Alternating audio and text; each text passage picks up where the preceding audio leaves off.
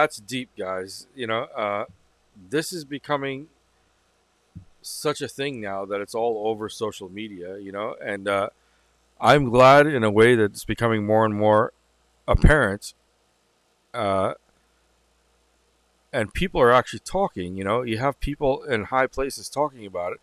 It's kind of scary that the Department of Defense is so interested in it, because when they get involved in that, that means you have the military industrial complex, the black budget type of thing going on, where if they did have this retrieval program, that means that all our iPads, iPhones, Windows, all those things are alien technology.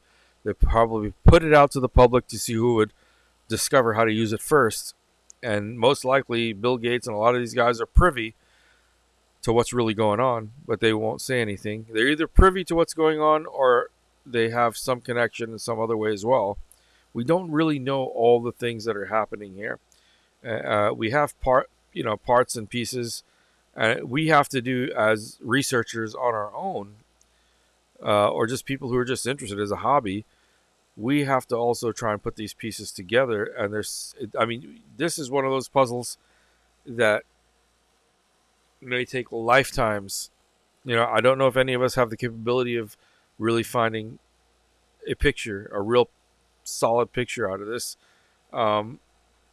It is interesting. It has stirred so much debate, so much controversy. They have done so much, recently about this, that it's just mind-boggling. I'm just curious to see what happens. I'm really, really curious. Now, speaking about talk, let's see something about. I think Joe Rogan spoke about this, and let's see what he has to say about this. All right, guys. It's so weird when this UFO disclosure thing comes out. This guy, what is Didn't it his just name? come out today? Yesterday. A whistleblower? Yeah.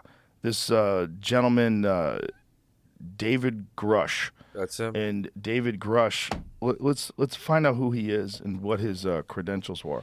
But he essentially said that they are illegally hiding it from Congress, and they are illegally hiding it from the American people, but they have off-world craft in possession.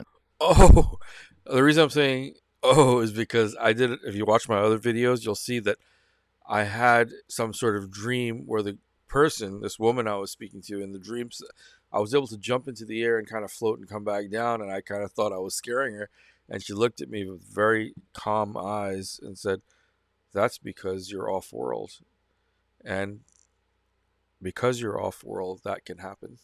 And I looked up the term today, and I realized it meant that I'm off of Earth.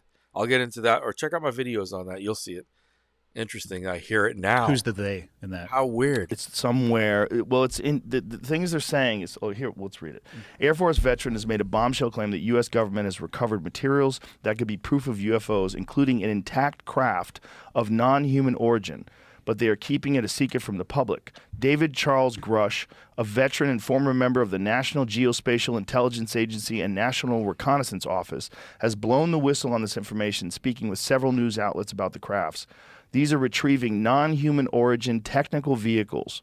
Call it a spacecraft if you will. Non-human exotic origin vehicles that have either landed or crashed, Mr. Grush told News Nation. Mr. Grush served as senior technical advisor for the unidentified aerial phenomenon analysis with top secret compartmented information clearance, according to the debrief. He also served as a senior intelligence officer in the National Reconnaissance Office. In total, he has 14 years of experience serving as an intelligence officer.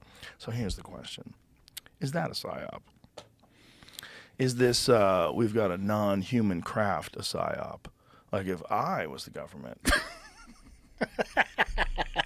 and I was working on some shit and I didn't want China or Russia to know about it, and we could do some wild shit, some anti-gravity shit.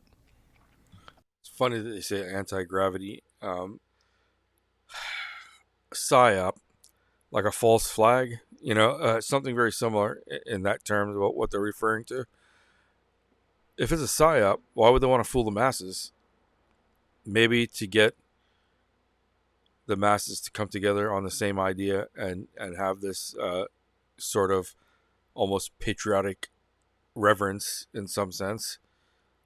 That's usually what they do. I mean, 9/11 was a pretty good one for us to go and invade Afghanistan, and then before that, Iraq, when we basically went in there in 2 weeks and took over. And Dr. Werner von Braun and Carol Rosen said what Dr. Werner von Braun had said to us, to her, and she told us. I mean, this is scary when you think about it, because these people are all very legit people from the government, working for the government and working in these specific areas. So let's see. I thought it was totally nuts, and I thought at first I was being deceived. But it was a ruse, Mr. Grush told News Nation. People started to confide in me, approach me. I have plenty of senior former intelligence officers that came to me, many of which I knew almost my whole career, that confided in me that they were part of a program. He told the debrief that he's prepared many briefs on UFOs for Congress, but last year decided to provide hours of classified information and data about the Materials Recovery Program. Mr. Grush claims the Materials Recovery Program was shielded from proper congressional oversight. So this is what Bob Lazar has been saying forever. This guy's saying that it was going on for 80 years. If you guys aren't familiar with Bob Lazar, just to give you a quick reference, Bob Lazar in the 80s, when I was a teenager, came out and said that he was a scientist that was reverse engineering UFO technology, and claimed that people were trying to kill him from the government.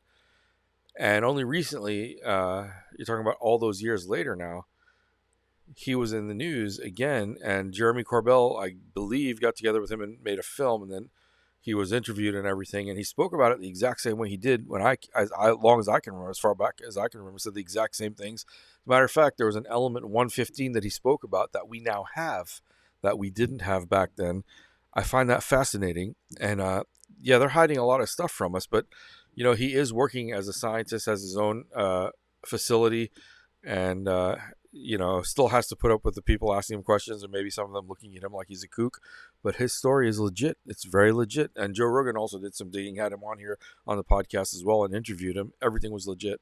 But let's go on. Now you know who Bob Lazar is. So, this brings us back to the 1940s. I mean, this means Roswell.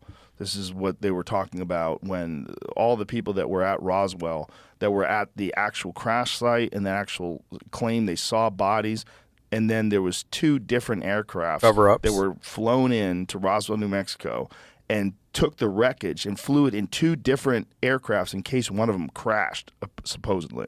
And they flew them to Wright-Patterson Air Force Base. This has all been documented. Now, if that was a balloon, it was just a balloon, why would they go through such lengths? And why are there so many people that have so many stories about Roswell?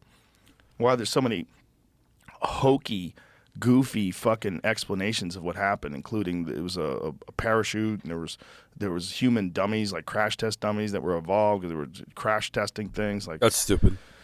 Not according to the people that were there. What they saw was materials that could not be explained, insanely light. You would crumple it, and it would immediately flex back to the stage that was out there. They found things that had some sort of writing that resembled hieroglyphs.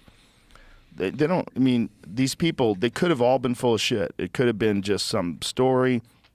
Something happened and everybody told everybody, and you're playing a game of telephone, and the next thing you know, it's this wild story of bodies and little tiny caskets and and people being silenced. But the problem is the story is very universal. When they're all telling the story, it's real similar, man. It's a real, and the guy who was